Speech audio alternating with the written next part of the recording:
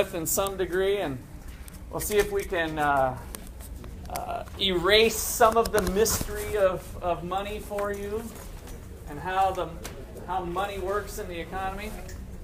So I want to start off by thinking about different ways we pay for things. So what are different ways to pay? So I'll keep this up here for a second. So different ways to pay. So this is chapter 8. Hey, the good news is this is one chapter a week. We got a one chapter instead of two. Now it's a long chapter, but it's still not the equivalent of two chapters. But the material is kind of complex. So this is chapter 8. This is this section's material on money and banking. Pay for things. Let's just kind of brainstorm. Exchange. What do you mean? So just trade good for good? Yeah, barter. Okay. Barter. Good for good. Okay. 2. Money. What do you mean? Currency. Good.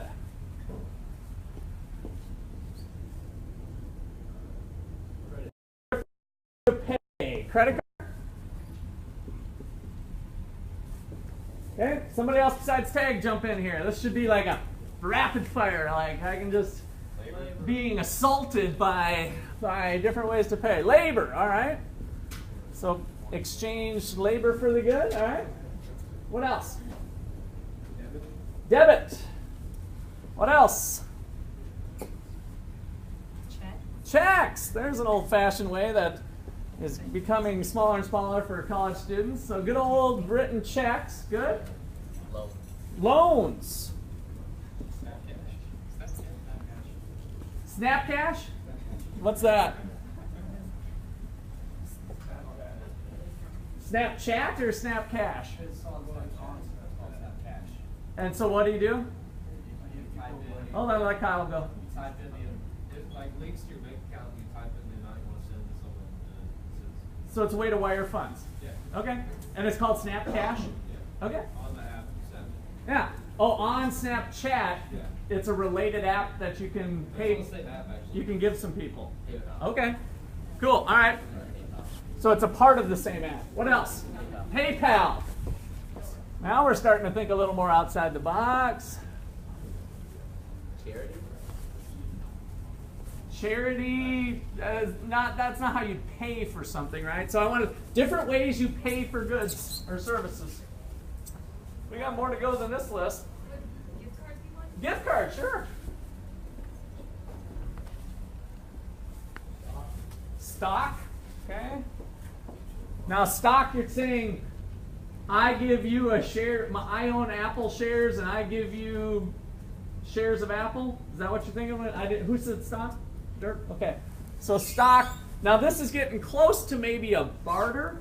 So I just wanted to tie those two things together because if you own a stock or a bond, you actually own a piece of paper. In the case of a bond, that's an IOU or a share of stock, and you go up to somebody and say, "Hey, I'll give you my share of Apple, my lawn," something like that, right? So, but that's a barter. It actually falls into this category. Okay, more common. You guys are getting creative, which I like. But what else is missing off this list on different ways you pay for stuff at the cash register?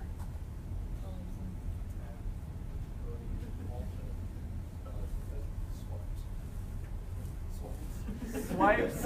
We're just so swiped now. I work at a cash register. I can't think of anything. You can't think of anything. What's the first thing you see when the cash register drawer comes out? The coins. The coins. Oh, okay. That's a little different, right?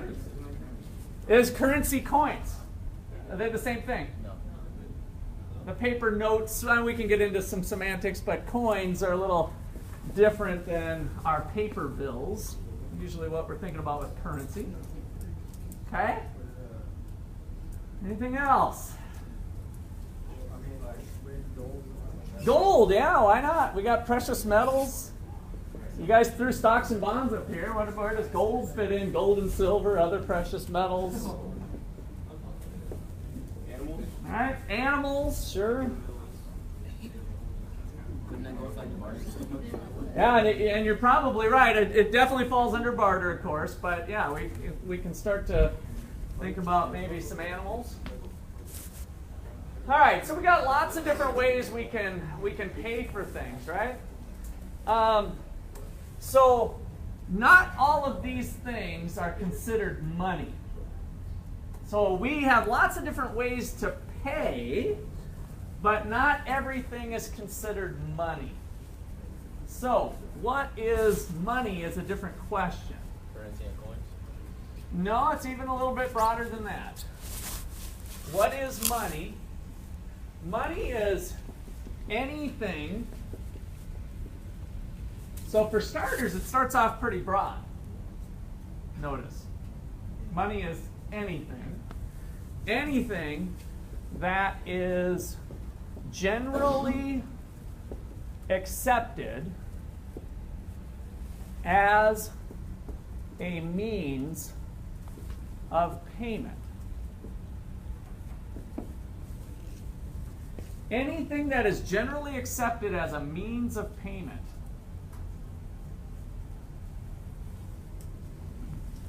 So, Caleb, unmute your microphone. So, of this list of things, what would fall under that category? Which of these things is something that's generally accepted by businesses, generally accepted as a means of payment? What's one of the things on our list? Checks. Checks. Good. So checks are generally accepted as a means of payment. At all places, some places say no checks allowed, right? But generally accepted, still in the United States, we can pull out the check. Technology's come along to where they actually run it like a debit card, right?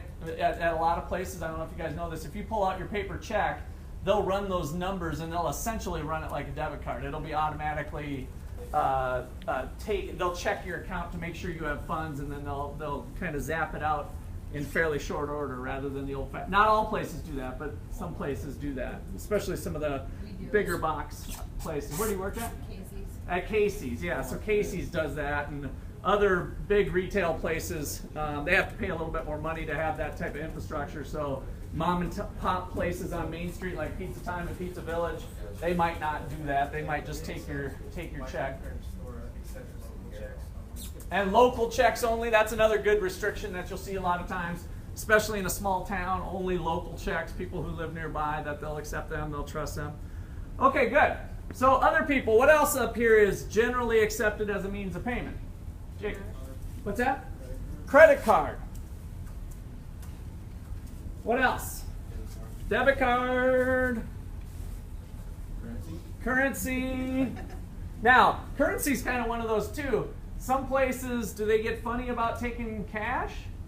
Can you think of any examples? $50 and $100 bills are not allowed. Sometimes $50 and $100 bills they'll restrict. No big bills allowed. So that could be one. You guys ever fly Southwest Airlines?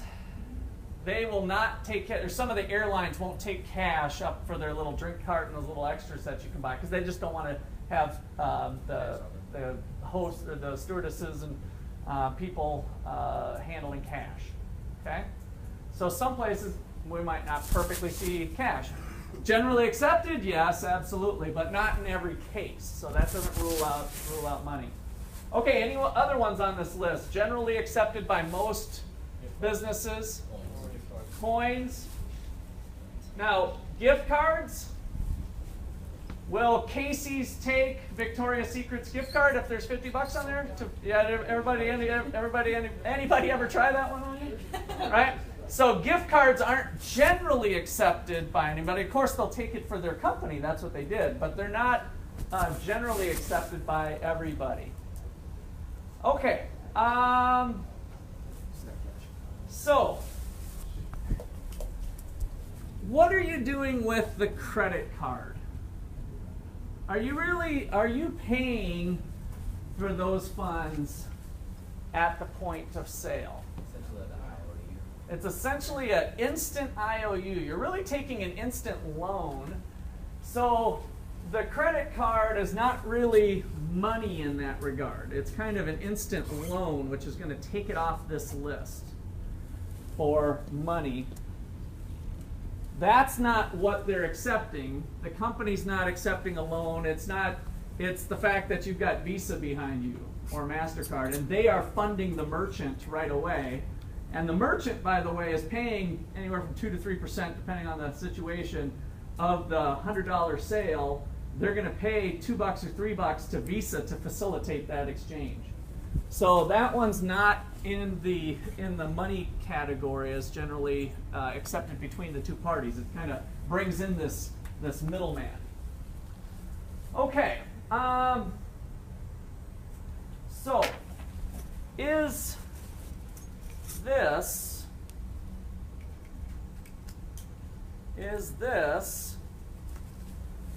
money in China? No. Well, if you get it switched over to their currency. Is this piece of paper with its green and the little stuff that they put in there, the fun stuff, is this money in China? I've been all over the world. Go back to the definition. Is it generally accepted by all merchants all over China? It almost is. Not in the purest sense. No, you're right. The American dollar tends to be the world's currency or whatever. Now, part of why they're willing to accept it is that in general they can do it. But when I was over in Thailand, they would take a look at your bill and make sure it was like pristine. Like it had to be no rips, no tears. It was kind of in perfect condition for them to want to take it. So would everybody jump on that? No. If you go down to some places down in Central America, they've adopted the currency kind of one for one. A lot, especially the tourist areas of Mexico, you can use dollars back and forth. Now you end up getting a little bit hosed though, because as you brought up the exchange rate, which is another chapter we'll get to eventually, it's usually less. So you're not getting quite a good deal by paying in American dollars by not going and getting the currency traded out. Okay, so in order to be money, it has to be generally accepted as a means of payment within that economy, whatever economy we're talking about is kind of the main thing we want to hang our hat on here. Now, the debit card is awfully close to the credit card. So what's the difference? Is this one, I mean, if you pull them out of your wallet, of course, they look awfully similar. Here's my debit card. It's even got the little MasterCard logo on it. I say this one's not money, but this one is. What's the difference? That's not directly linked to Yeah. that credit card. Okay, it's not directly linked. It's immediate from your account. So what we're really hanging our hat on here is that it's coming out from your account. Right? So you've got your account set up, and so there's different types of accounts that come up with different measures of money. Ethan, what do you got going on in your lap there? Little minus some points. All right, -1. No big deal. Just got to keep you guys honest every once in a while, so you know I mean business. That goes for you online guys as well, by the way, as you probably know. All right, so we're going to define money a little bit specifically for this chapter, and not think of it as loosely as we did here. And the government has defined different levels of money according to liquidity, which we'll define. So, government measures of money. By the way, the government has made you using your own currency illegal. You can't make your own little Russ McCullough bills and then start your own little deal and actually start using it. Like let's say you have a little small town of 2,000 people, and you've got a banker, and you're like, why do we? Who cares about that American government stuff? Let's just start our own currency. In fact, that's how our monetary system was kind of based originally. Well, that is actually illegal in the United States. There's kind of some interesting stories of some people who tried to make their own coins and mint their own coins and actually put it on in gold, and they got arrested. So it's illegal to try to have other types of money. So the government wants to kind of keep control of that. And we'll explore some of those reasons why. Our first measure of money is called M1. M1 is equal to currency in circulation. So this count says M1 right now. Since I'm holding it, it's out in the private sector as part of what we mean by currency in circulation, plus checking account deposits.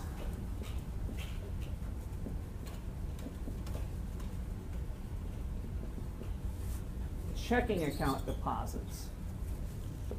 Like debit cards? Yeah, so that ties into our debit card. If your debit card is considered a checking account, now when you guys have opened accounts at banks, the person probably asked you, do you want this to be a savings account or a checking account, right? And some of you might say, well, what's the difference? Well, the one, you can have those paper checks. Well, I never use that anyway. I'll just use a debit card. Do I get a debit card with my savings account? Yes, but there might be limited a number of transactions, all that kind of stuff that we do. But it's very important when the banker codes that for the U.S. government, because it now falls into this measure of money called M1 when it's called a checking account. The savings account gets put into M2, which I'll do in a little bit, but I just want to stay on M1 for a second. Bo. So my debit card, I can use it as credit? Yes. Does that change? It depends on if you are actually, well, if it's a debit card, I think I pretty much, I don't think this is possible. I don't think you can flip a switch and have it actually be a loan. So when you run it as, you're talking about running it as credit, because I do that also.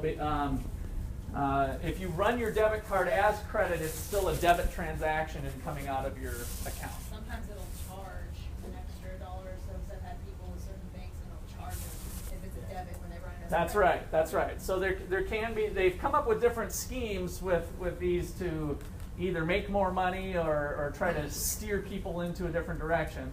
So from the Casey's point of view, they get charged less of a fee when you run it as a debit. So when you guys run your card, you'll see that you're usually immediately prompted to enter your password, your 4-digit code or whatever. And the reason that is that the vendor, the merchant, would rather have you run it as a debit. So they kind of prompt you to, you want debit, of course, right? And you're like, no, I want to run it as credit. Then you have to go through that Mickey Mouse thing and push a button to change it to credit. Now, the reason, does anybody know why you want to maybe run it as credit? Zach? You get more protection on your card. You get more protection on your card, that's right. So you have all of the assurances of MasterCard or Visa when you run it as a credit as opposed to as a debit card. And so that's really the only reason. So if you want to save your local mom and pop store a couple bucks a year, if you can get everybody else to do it too, it ends up being not a huge percent, but every little bit helps, especially in a mom and pop deal. Then run it as a debit. But if you forget your password and you just want to run it as a credit, I run it that way for those protections, and then it's also less of a hassle for me to have to remember my code, and then you have to sign it and do that extra stuff. So We don't, at my grandparents' store, they don't let it, if it's under $10, you're not allowed to use your credit or your debit card. right, and then you might run into some restrictions, right? Which might be, that's a nice little economic trick that we call price discrimination that you guys, those of you who had micro might remember, and those of you who get it, is that a good way to induce people into buying more stuff at your business is like, oh, I got $7 worth of stuff. Well, I'm sorry, you can't swipe unless you buy 10. Oh, okay, well, I guess I could use this bag of chips and a Slurpee. And there's $3 more worth of sales that you got just for having a little policy like that, right? But in reality, there's good reason because of that cut that they have to pay back to Visa. But mom and pop will do that all day long if they induce a couple more bucks in revenues. If they actually sold more and the markup on their Slurpee and their chips is 100%, they bought them for 50 cents, they're selling them for $1, they'll do that trade all day long. All right, bring it on, bring on the debit card. That's a good deal. So a lot of places kind of do that to raise some revenue too. Okay, good. Any other comments there? All right, so Now that we got the measure of money down, I'll come back to the other measures here in a second. I want to talk about the history of banking in the United States. So we didn't always have a central bank called the Federal Reserve, which is what most of this chapter is talking about. That didn't start until 1913. The Federal Reserve Act of 1907 set into motion the central bank in 1913. Prior to that, we had multiple currencies that were tried.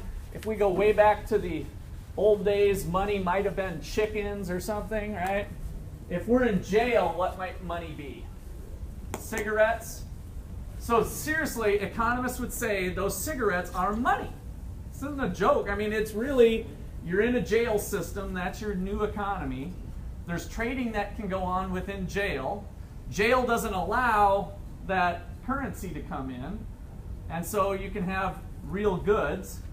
What makes cigarettes money in the jail system? What would it take for cigarettes to kind of work as money? Generally accepted. Generally accepted. So we probably have quite a few smokers in jail. If only 5% of the jail population smoked, do you think cigarettes would be money? They'd probably find something else, right? So it happened to be something that was desirable, that had some intrinsic benefits. Since I brought intrinsic benefits, what's this worth? We brought up gold and silver. What is the intrinsic value of this? So at least the cigarette, if times are tough, I can pull it up and take a drag on that, get a little buzz off the nicotine. What is this worth? How much gold do I get out of this? How much silver? Do I get $10 worth of silver? Not anymore. So what is the value? What do I have my faith in this? I mean, I guess the value depends on the consumer. To the consumer to some degree. So why do you guys hold on to money? Why am I confident that if I have this in my wallet, what do I have my faith in? That it's going to be worth anything. It's not, like I said, it's not a cigarette that I can smoke, and I can't turn it into gold or silver. There's a lot of gold in Fort Knox that used to help back the currency, but in 1972 with the Nixon era, we totally got off the gold standard. We kind of got off it earlier, and then we kind of did this partial thing for a while. But right now, there's no gold. There's no nothing. It's acceptance. Yeah, the acceptance in what way? You know that somebody's going to take it. You know that somebody else will take it. That's it. My faith is that you guys, somebody out there, will want it when I want to buy this. This is what gives me happiness. Remember GDP, the dollar value of all final goods and services produced within the nation's boundary over the course of the year? The quantity of stuff, this is what brings me happiness. This doesn't. In and of itself. Intrinsically, this doesn't. Now, we might start to say, well, Brush, you can't tell me if you don't see a stack of $100 bills this high that doesn't give you some happiness. And I'd probably be hard to get a good argument for you. You're right. There's a little bit of value visually maybe to seeing some of that. But otherwise, it's always in what somebody else, the faith that somebody else will take it so that you can get it. On the back of this bill, it tells you who you better trust, because it's not the government necessarily with the value of it. The government doesn't assure you of any value in this. Anybody remember what it says on the back? In God we trust. Yeah, that's it. Not in Obama, not in the Federal Reserve, not in Ben Bernanke or Janet Yellen. So we can't rely on the government 100% for this to maintain its value. Its value in terms of purchasing power. Whatever I can go out today with this $10 bill and putting in my shopping cart, what does my shopping cart look like a year from now if I bring this same $10 bill? Not as full. Not as full if there is inflation, right? So if prices go up, that's one way that it can do. Another way that it can do it that we'll talk a little bit more about is if the government decides that, you know what, let's just, we got weapons of mass destruction. You know, we could raise taxes, but I've noticed that people don't like when we raise taxes. And they're like, yeah, but we really need these weapons of mass destruction. What should we do? And then one of the guys says, oh, I got this idea. Look at this. Watch this. Boot. Hey, we can go buy weapons of mass destruction with this. Right? Did you guys see how that works? You just go. Boot.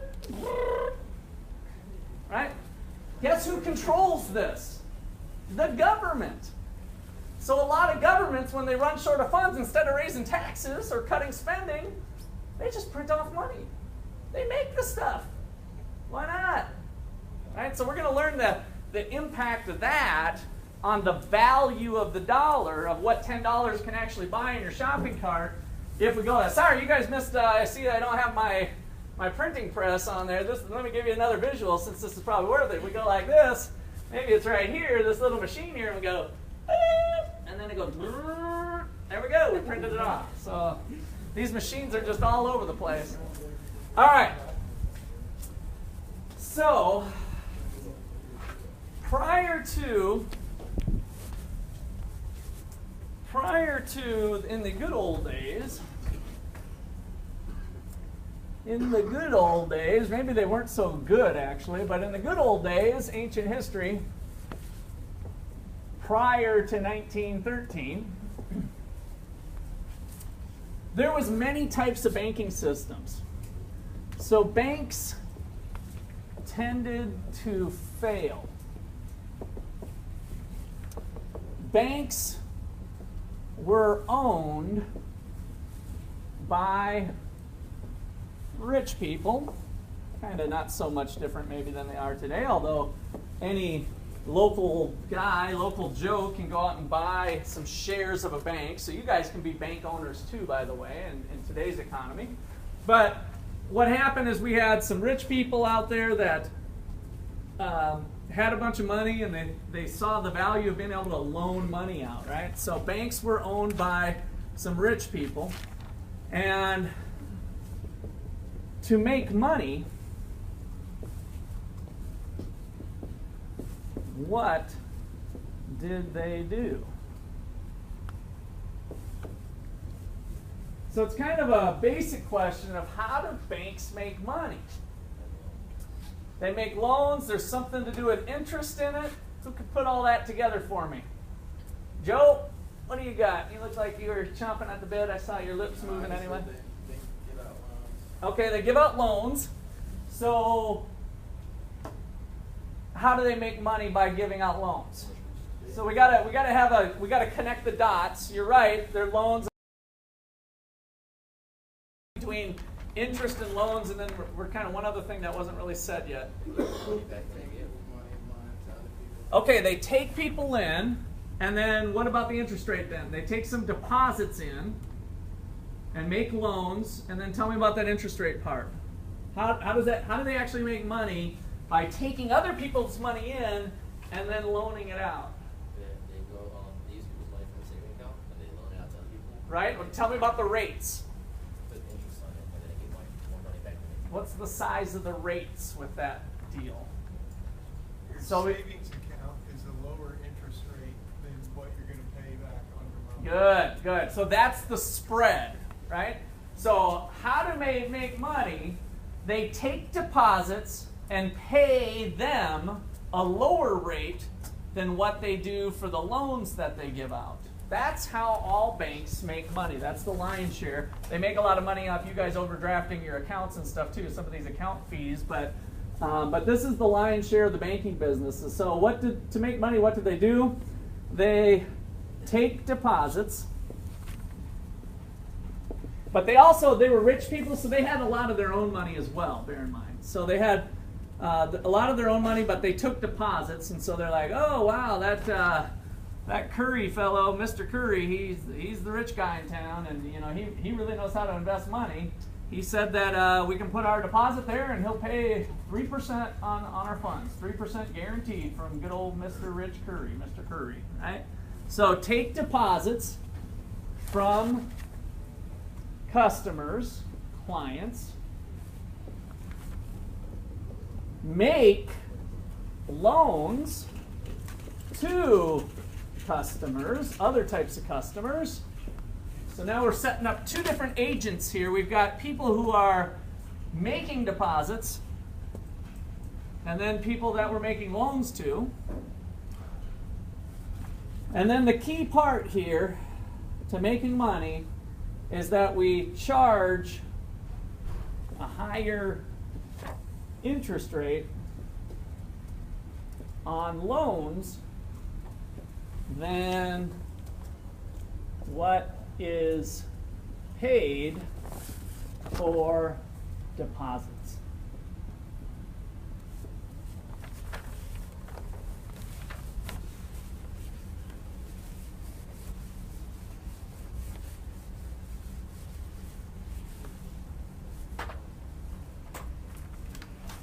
So, I think hopefully we're starting to see this. We take deposits from customers. We say, hey, good old rich Mr. Curry's paying out 3% on the deposits. And then we've got some business people that are going out to get some loans, and there might even be some customers who want to buy a car or a house or something. They have some deposits there, but they don't have enough to buy a whole house or a whole car maybe. So we're going to make loans to customers. Maybe that's coming in at 7%.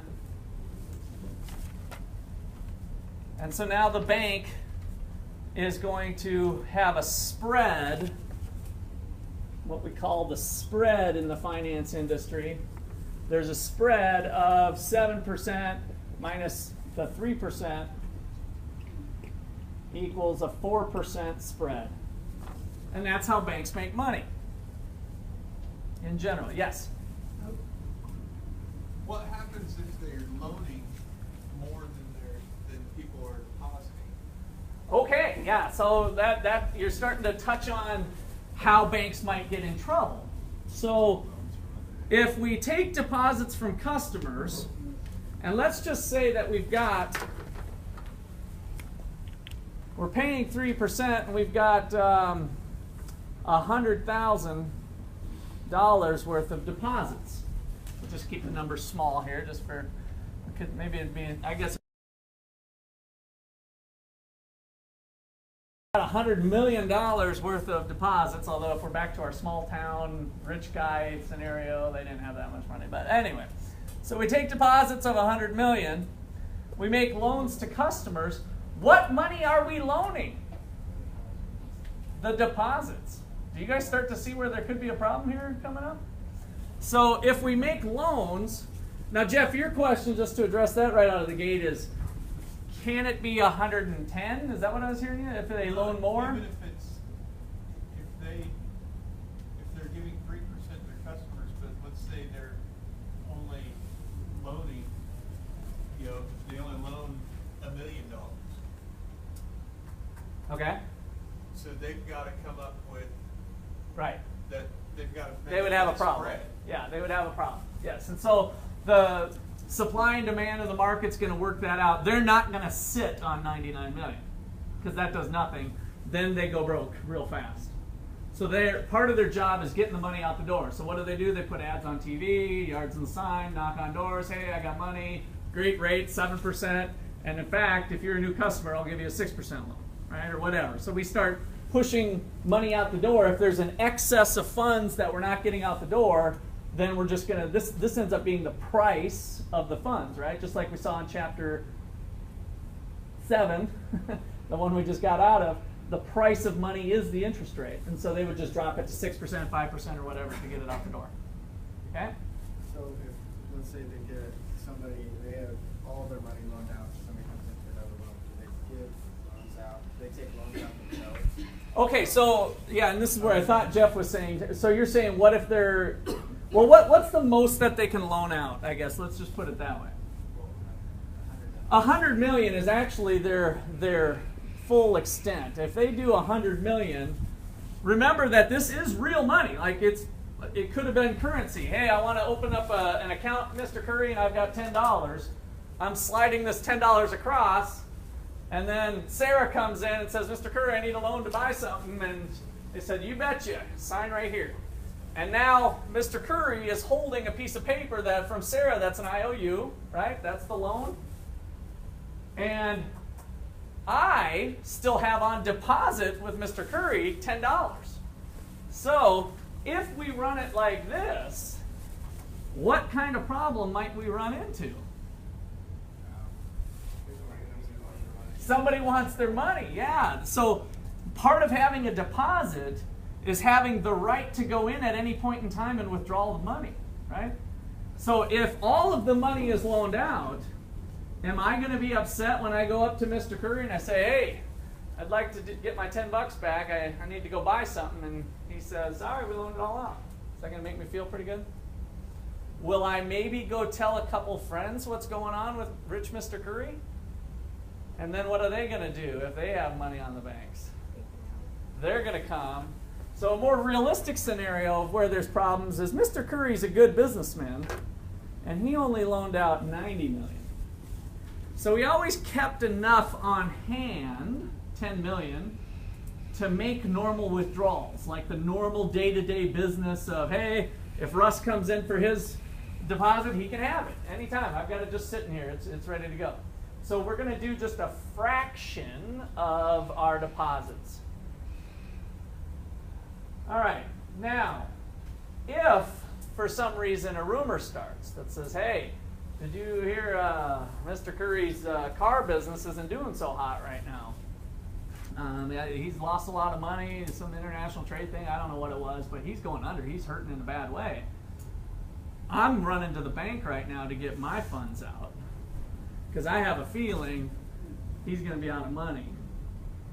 So I run to the bank, I tell my friend, we all start to run to the bank, and if we all run to the bank, and even if just 15 million of us run to the bank, before too long, Mr. Curry's going to run out of funds, right? So that is called a run on the bank, and that's what caused this system to not work so good, bank runs. All right. Let me write that out, and then I'll see if you guys got any questions or comments. So, banks failed due to bank runs.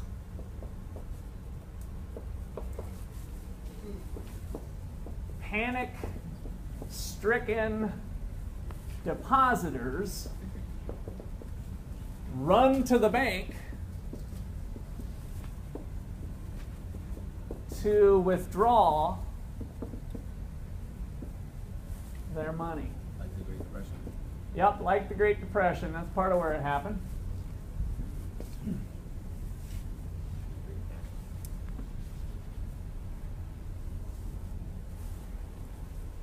How many people have seen It's a Wonderful Life? The old Jimmy Stewart every Christmas. Well, they kind of illustrate that. I hadn't watched it time. I used to have kind of some sort of distaste for looking at black and white movies, and so I'd always skip it. Turns out it's a really awesome movie. It's kind of fun and shows some of these banking principles. And so, banker, this type of thing, and the public starts coming at him, and George, you don't have your money because I loaned it to Sarah, and well, you built your house the other day, and so I don't have.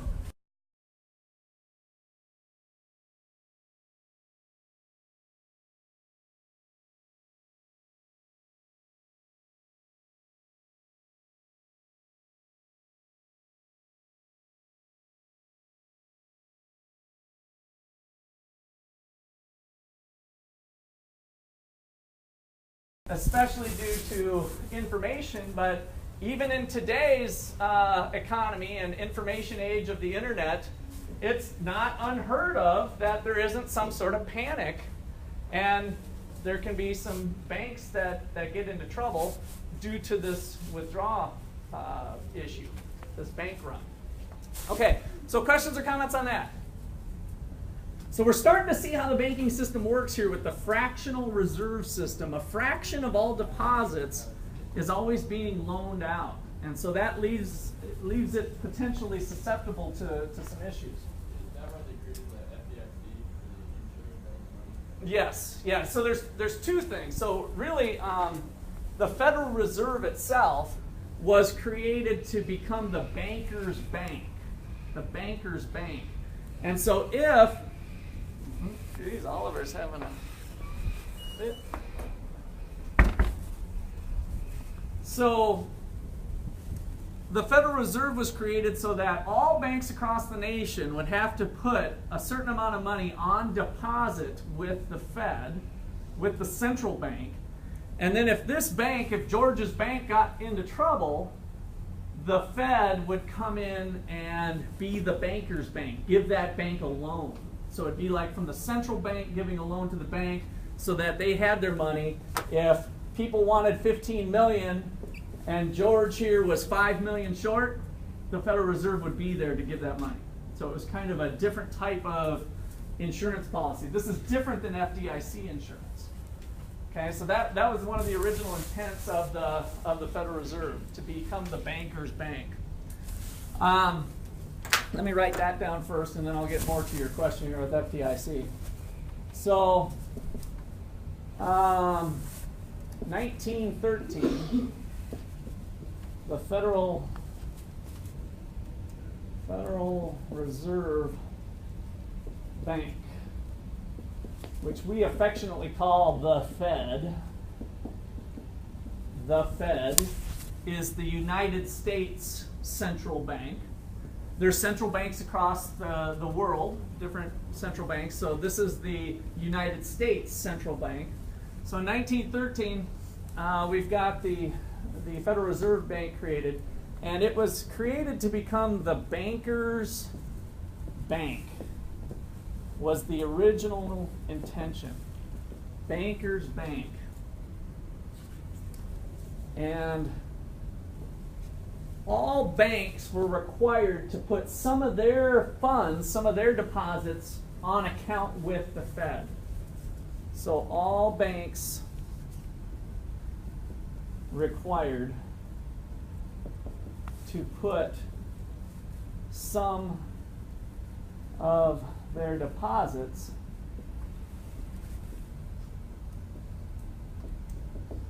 on reserve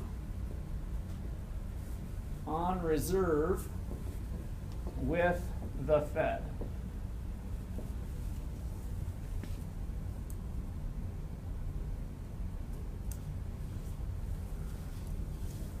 This, you can underline this on reserve part, because that brings us to one of our definitions. They're called required reserves. So these are part of what we call required reserves. RR.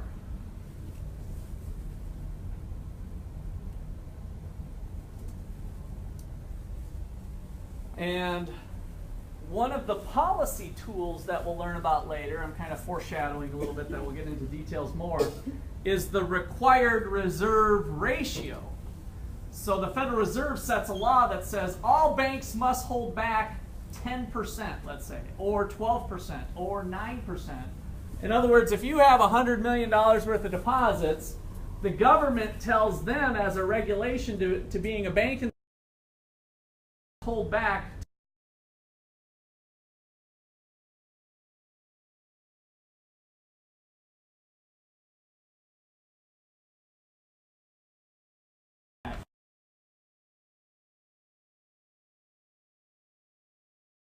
put required reserve ratio. So the required reserve ratio, I know I'm getting down low for you guys, but I put like little RRR, little r's, required reserve ratio, is that fraction. The fraction of deposits. So for example, RRR equal to 0.10 means 10% can't be loaned out. 10% can't be loaned out.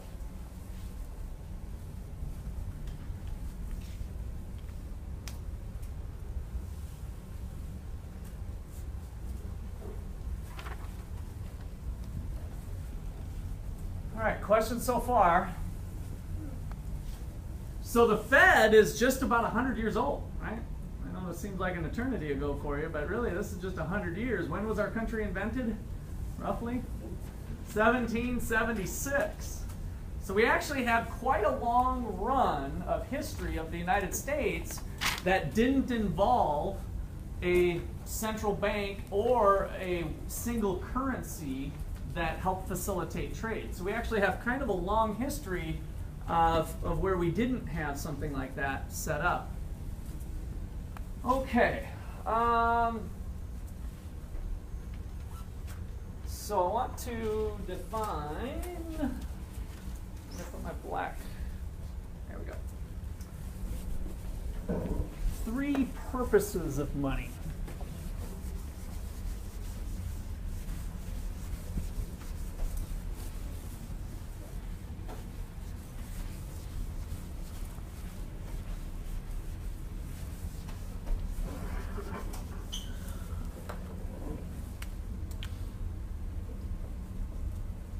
Three purposes of money. So these are kind of the basics of whether we're talking about cigarettes or whether we're talking about chickens or currency. We've got one is it acts as a medium of exchange. And this is really the generally accepted business.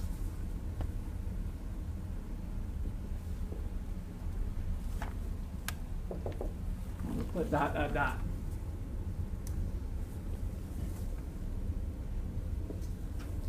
Number 2 is a unit of account.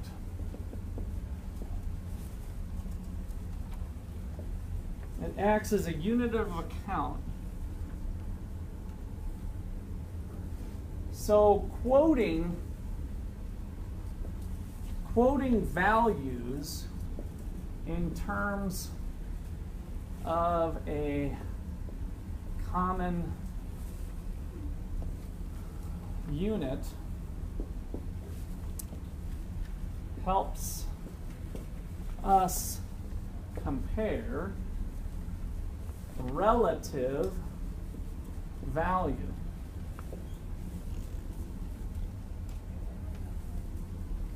So money helps serve as a unit of account. This is similar to my argument I made with you when we did chapter 15 with food and cars. And I said, show what the gains from trade are in terms of cars. Show what the gains from trade are in terms of food rather than both, because it's easier then to say, okay, well, who's better off, Japan or the United States, or who got more cars? By quoting things in terms of a common unit, it makes it easier to compare relative values. We did the same thing with the Monster drink and what was it, Starbucks that day, right? When we did the relative prices, we were able to, in our heads, show what effectively we could trade a Starbucks and a Monster for. So a unit of account. All right, questions or comments there? One last one. Store of value. A store of value. Money is a convenient way to store wealth.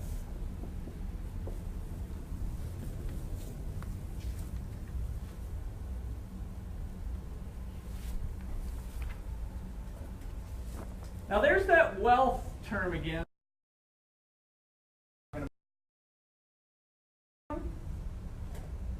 What's wealth? How much you're worth at a point in time or over time? At a point in time. So it's a stock variable or a flow variable? Stock. Good. I think we're starting to hopefully get that one. So we add up all of my assets, all of my liabilities, everything I own minus everything I owe. And one of those things is currency. This counts in that calculation. If I have $10 worth of Apple stock, it counts as my wealth. If I have $10 of currency, it counts as part of my wealth. On the asset liability side of the ledger, if I have I'm not very good with my T accounts and accounting here, so bear with me. But if this is my asset side, if I've got $10 of currency or $10 of Apple stock, both of those are assets, right? So as far as my wealth goes, I could be in either one and it doesn't change my wealth. So what would I rather hold? $10 of Apple stock or $10 of currency? What's that? $10 of currency? The stock? How about that big word in college that we've heard so much about on questions like that? To get you thinking a little deeper, should I earn $10 of cash or should I have $10 of currency? Either one, my wealth is the same today, whether I have it in the currency column or the Apple stock column. Which one should I have it in?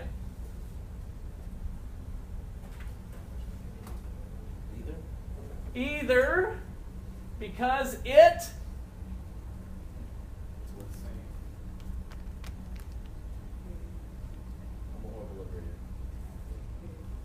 What do you think I'm saying?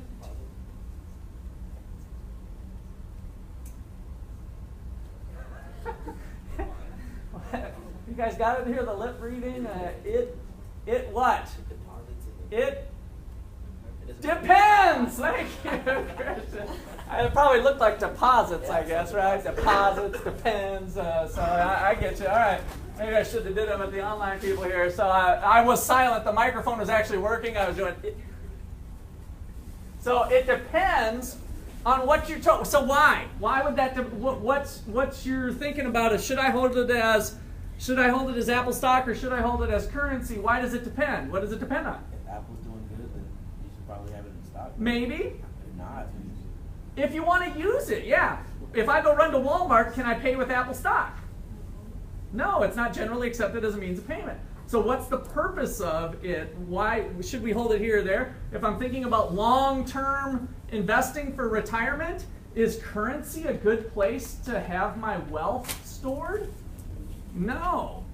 What have we learned about the value of this $10 40 years from now in terms of the shopping cart?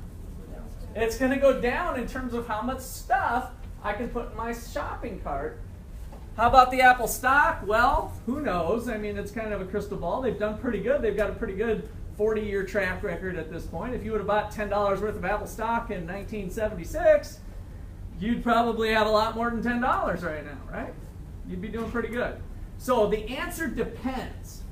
The whole question here is, it's a convenient way to store wealth, but it's probably not the best way to have your wealth for long-term purposes.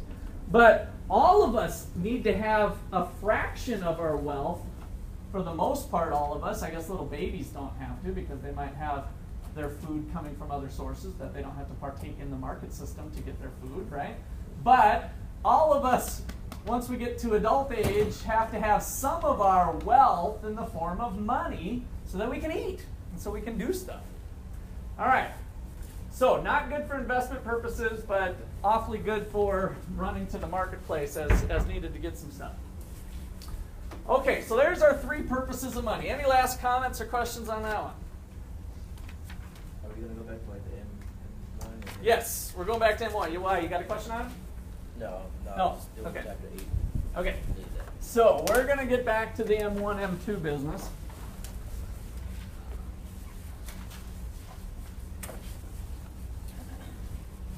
All right, so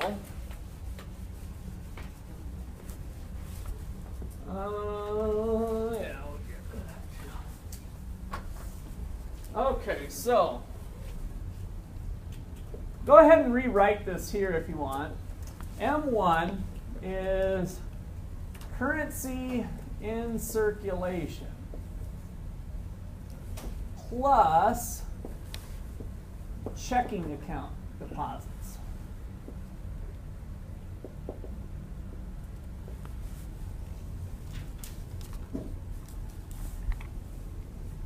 So,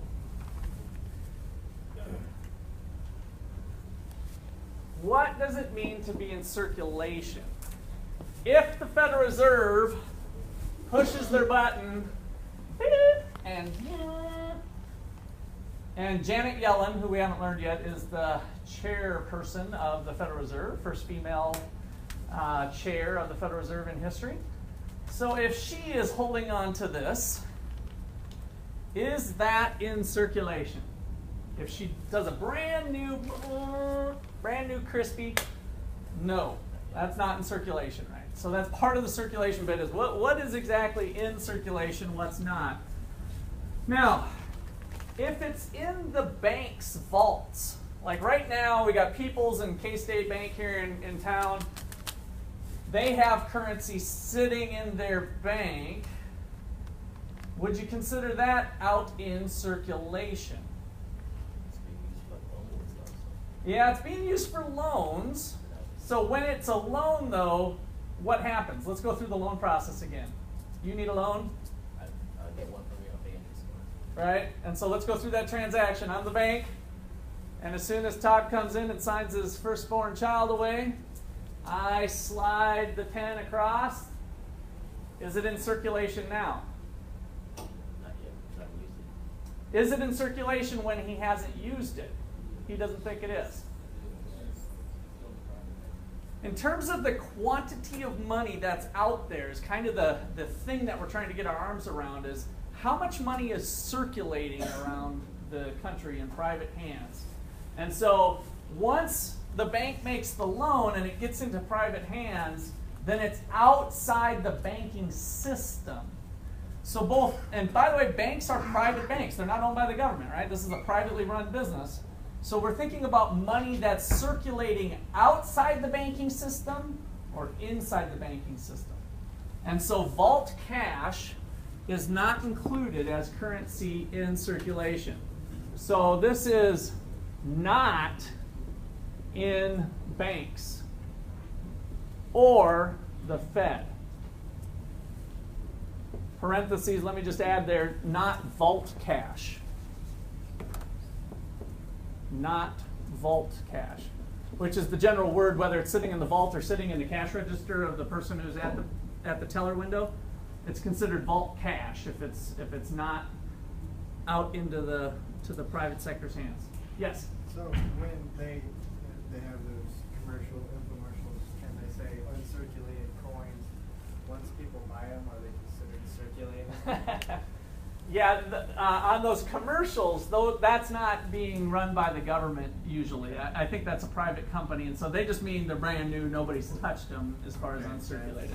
Good thing to bring up. Yeah, I never thought about that one before. But and if they're real coins, then they would be coins that they got from the mint that were brand new that were never in private hands. But if a private company bought them from once they were outside, then they would be in circulation. Okay, any other questions or comments on that? All right, and then we've got checking account deposits. All of the deposits that are in the form of these checking accounts are out there. And so the actual debit card is not money, the plastic thing.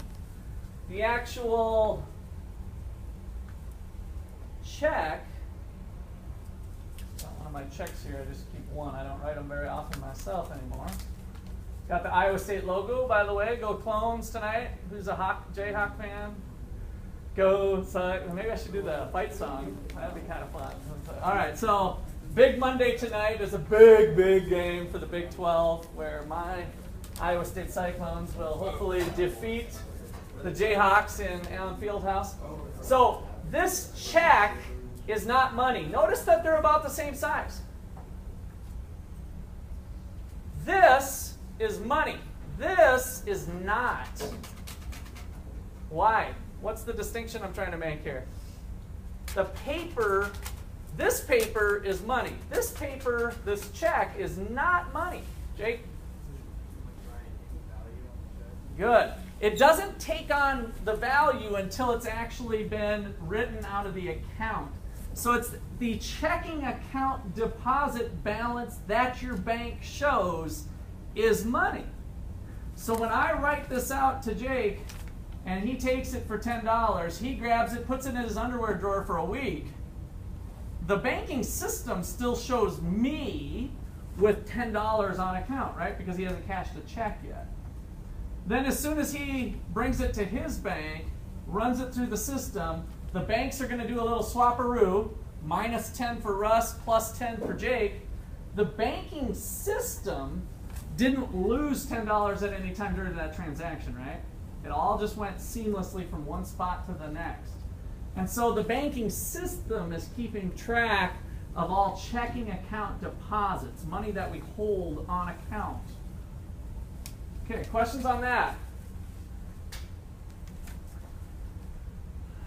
All right, so M2. The government got real creative with their measures here. M2. The first part of M2 is the most important part, and that is that M2 is M1. Take a moment for that to digest. M2 is M1 plus savings account deposits.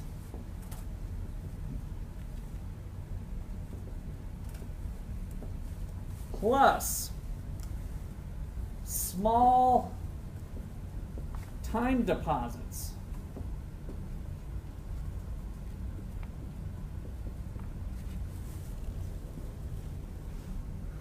So you guys might have heard these as CDs, certificates of deposit. Your bank will have some CD rates. Maybe your grandma or grandpa, or you might even have CDs.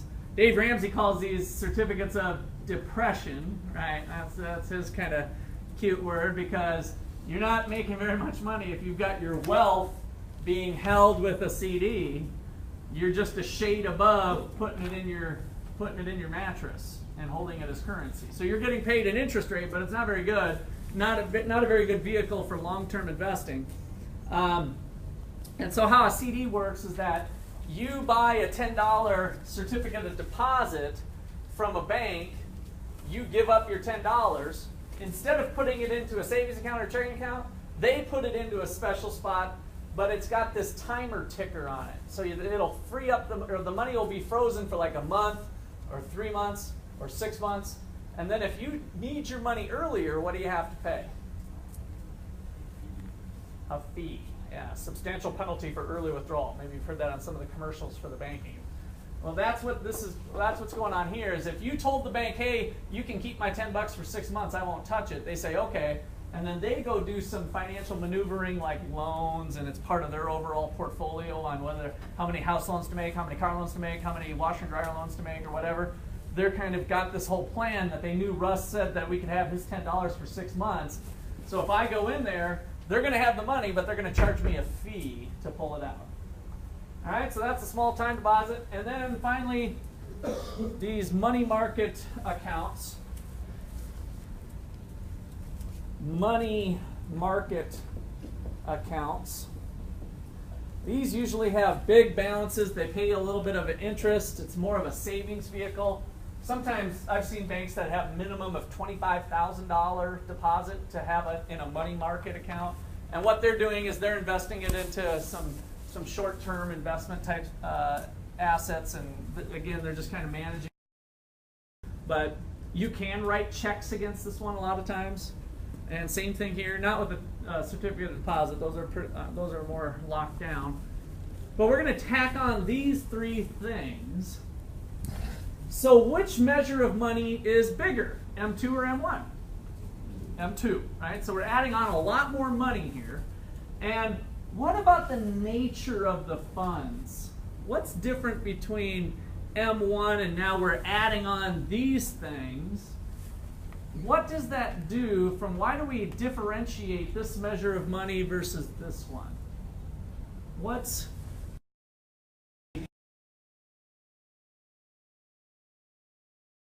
versus my $10 here or here? What's that? Different, right? That's a good way to think about it. And so the more formal way we say that is liquidity. So these two measures differ by liquidity. So let me write M1 is more liquid than M2. They differ by liquidity.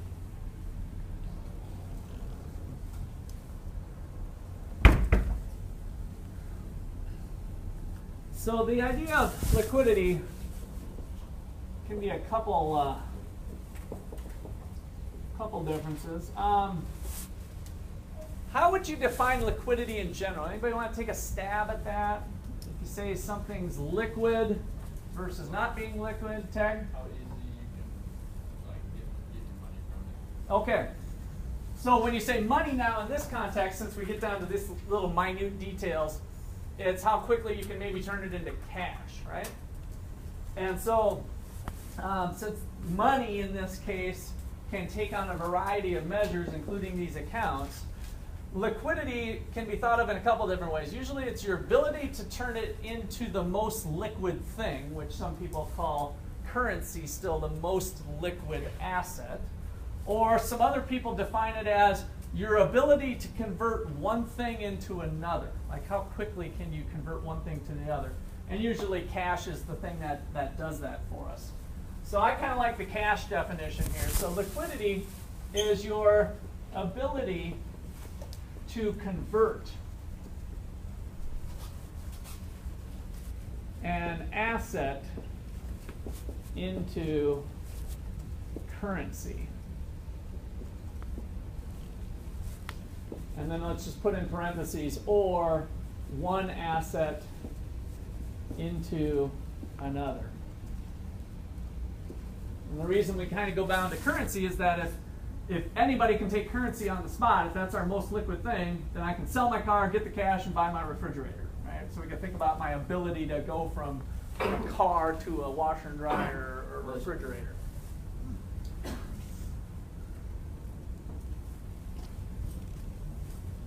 All right, and so that is one of the things we see here. I think the easiest one to see is probably the CDs, is that these tend to be less liquid. If we have an obligation to hold our money on account for 3 months or 6 months, and there's going to be a penalty if we do take it out, then as the owner of this account, I'm going to be real reluctant to cash that in because there's a penalty associated with it, right? So that form of wealth is less liquid in terms of my wealth bucket.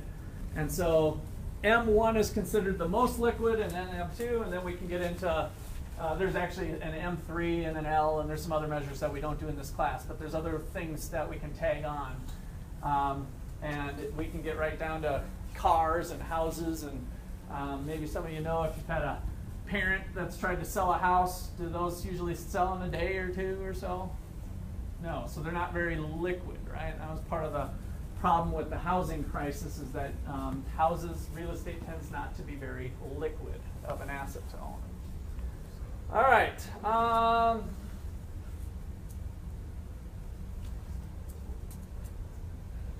So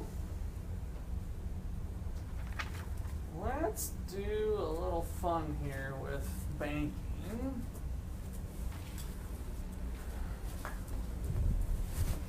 So I want you to imagine that you've got a little project going on in your backyard, and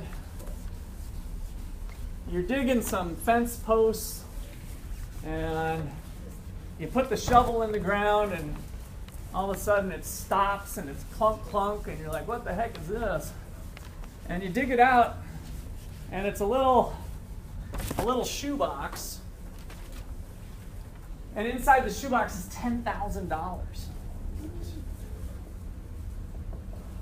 So, example. Suppose you find $10,000. We'll just put the K there for the zeros. Suppose you find $10,000 buried in your backyard.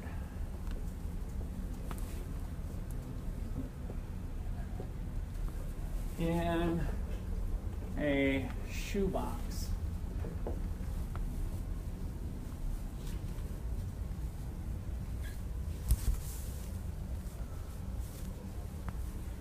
Crispy $100 bills. All right. So, what's the first thing you do? Make sure it's actual. Make sure it's what? Real money. Okay, so you check it out. It's real money. As near as you can tell, it's got that little code and everything. It looks good. What do you do next? Determine the value of it. Take it to the bank. Savings account, put it in a bank. Nobody's going to call the police and check to see if there's missing some reports out there about some missing $10,000. I found $3,000 in my backyard. That might be a good one. Okay, so let's just assume that you guys are ethical. And first you call the police. I know that's a big assumption, but economists in their models, you know, I might be going wrong here. But first you call the police. But no owner claims.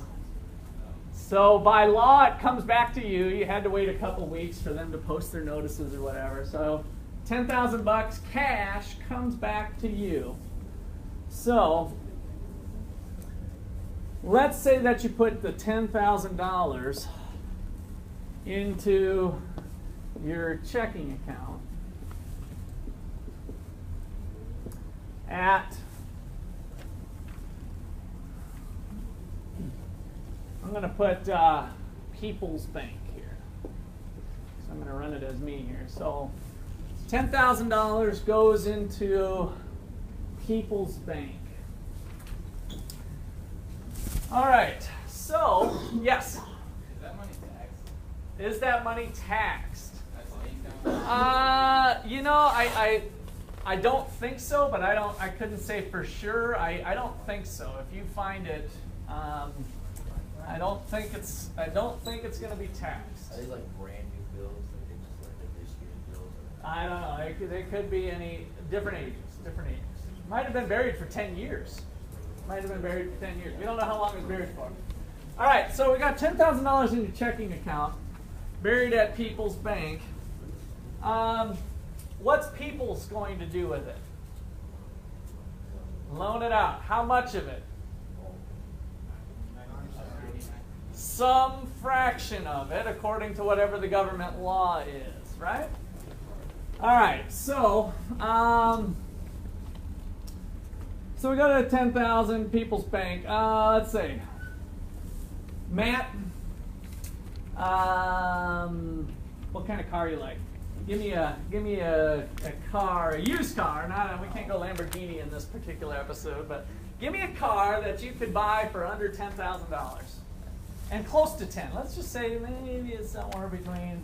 I don't care, but something, a used car. Give me your used car of choice right now. If you had 10,000. An 05 Ford F-150. 05 Ford F-150. Okay, so we got $10,000 in the checking account at People's. If the required reserve ratio is equal to 0.2, then People's can loan out how much? 20%. So of this $10,000 deposit, $8,000, right? So we got 10,000 times 20% gives us 2,000, but that means they can loan out the rest of the other 20 or 80, the other 80%. So $8,000. All right. So step number 2. Matt comes in for $8,000 loan for 05 F-150 truck. Matt, where are you buying your truck at? Yeah, what's its name? CarMax. All right, so he's shopping at CarMax, finds the perfect car at CarMax, goes there. What happens to this $8,000 after he buys the car? So buys it at CarMax. What happens to the money now?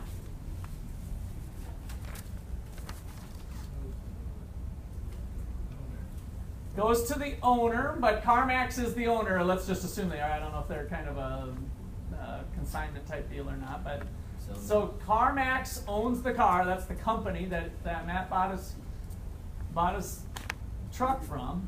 What happens to the money? They either put it in the safe or bank or invest it. Okay, so they're going to do something with it, right? And so they run down to their bank at Wells Fargo. So CarMax buys it at CarMax, who goes to Wells Fargo and makes a deposit of $8,000.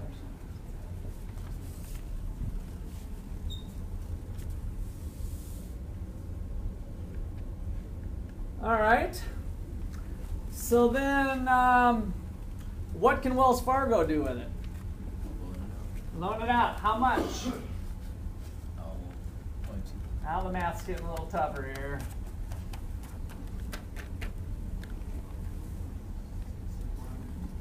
$6,400, right? So we got an $8,000 deposit, right?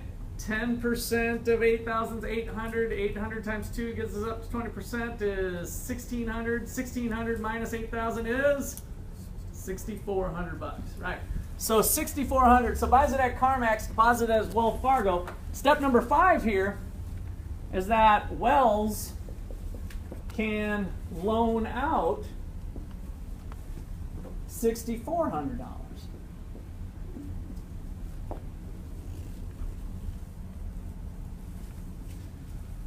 Now, it just so happens that Zach is sick and tired of his lousy television, and he needs to get a new system put in. He wants one of those curved ones, the curved high-def TVs, and then he's going to get the sound system and all of that. Goes to Best Buy and finds out it's going to run him $6,400.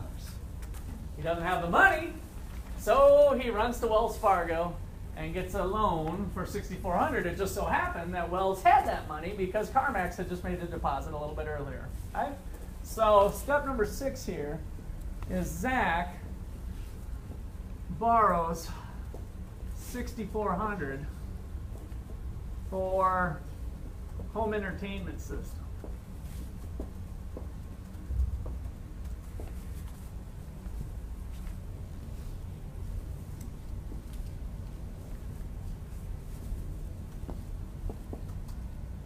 He buys it.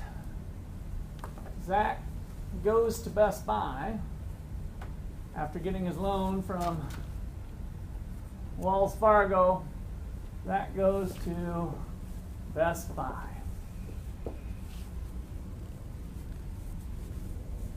And spends the $6,400. Better have a pretty sweet system. He's going to have a nice party later.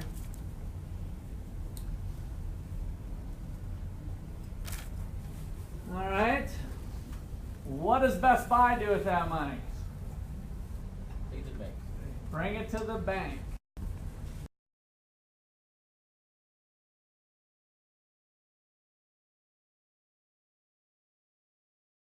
Deposits $6,400 at First National Bank.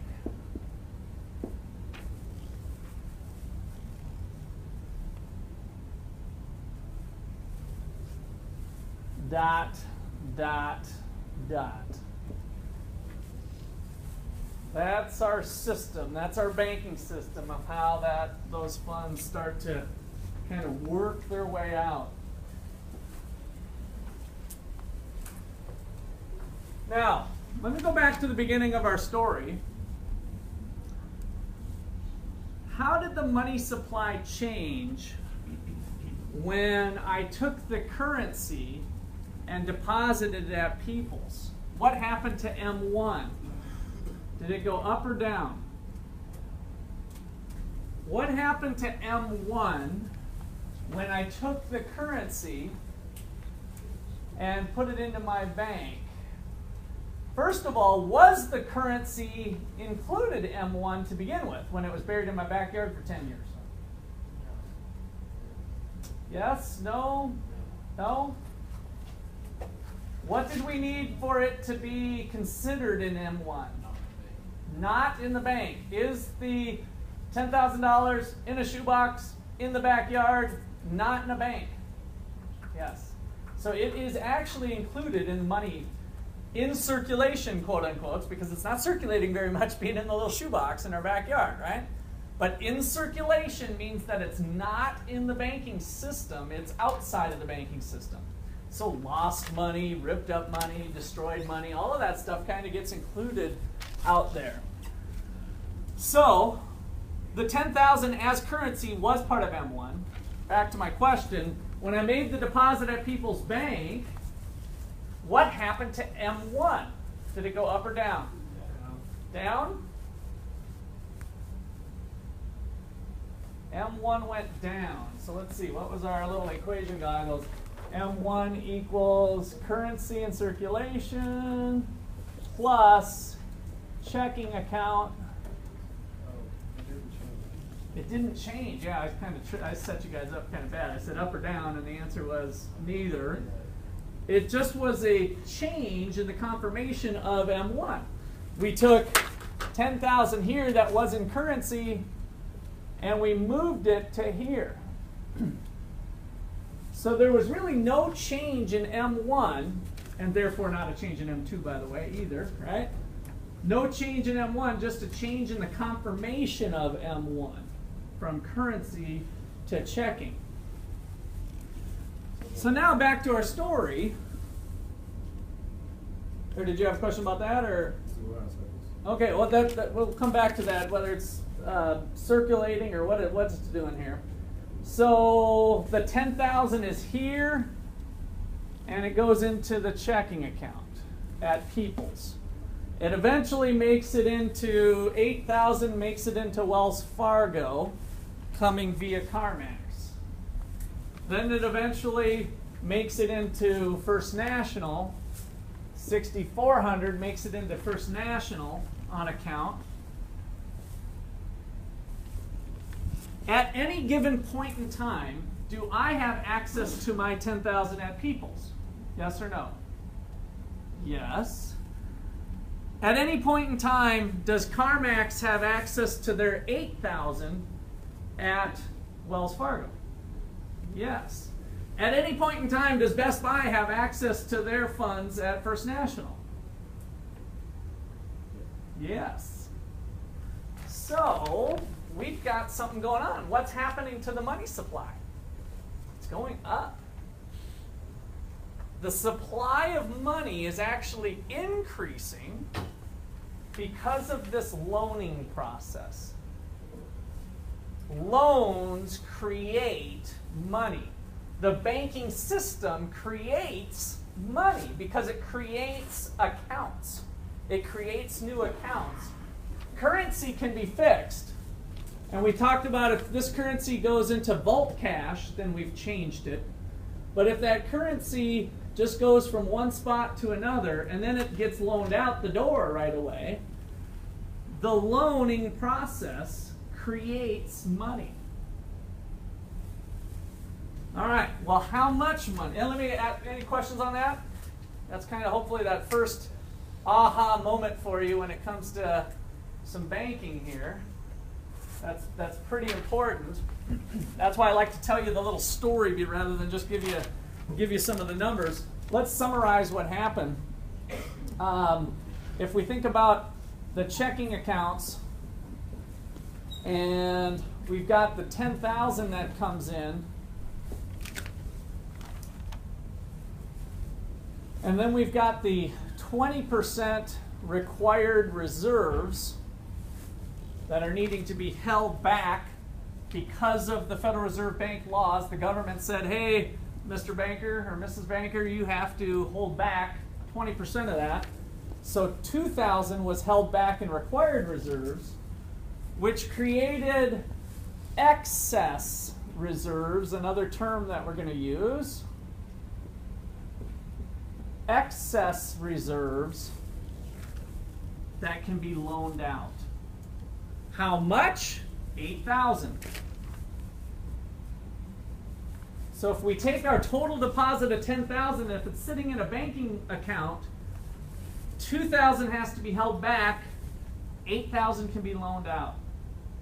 What we learned from our situation here is that when they loan it out, it eventually, at some point, goes back into a checking account. And so now we have a new checking amount of, I'll write this out, $8,000.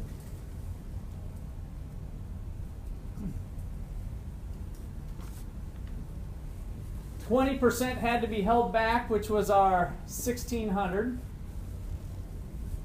20% of 8,000. That gave $6,400 for Zach to be able to run to Best Buy. And that eventually makes its way into some other checking account balance. And then the next one would be $1,280, and so on, and so on, and so on, and so on.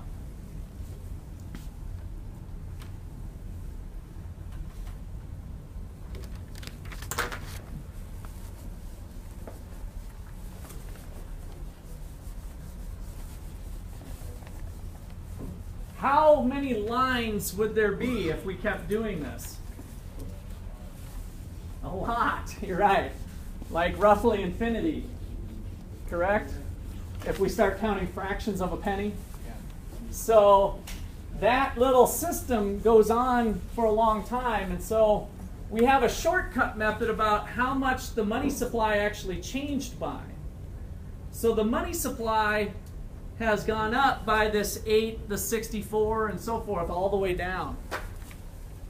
So we have a shortcut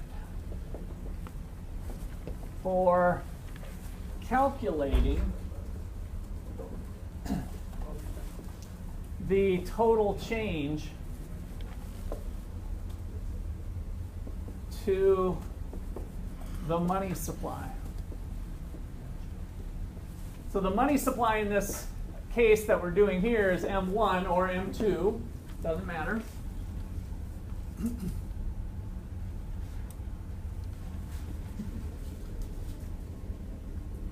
And it looks like this. The change in the money supply is equal to 1 over the required reserve ratio times the change in excess reserves.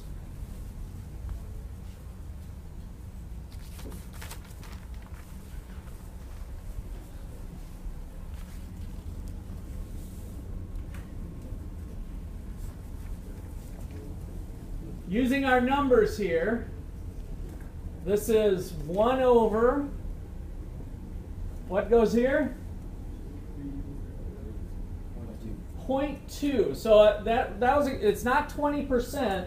The required reserve ratio, we're going to use it as the decimal. 1 over 0.2 times the change in excess reserves, which was this initial change here.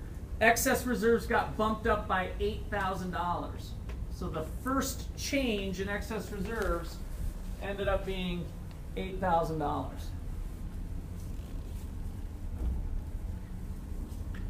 And so if we go down and we add 8,000 plus 6,400 plus this, plus this, plus this, all the way down, we'll have our answer to how much the money supply increased by.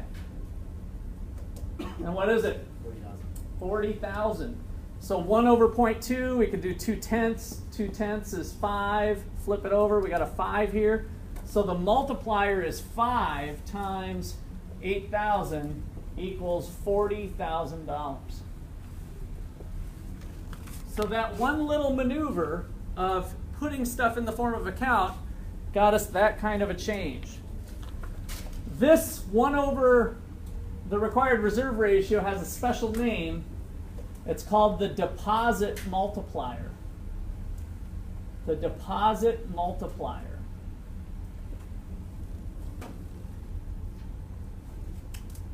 And we'll pick up there on Wednesday.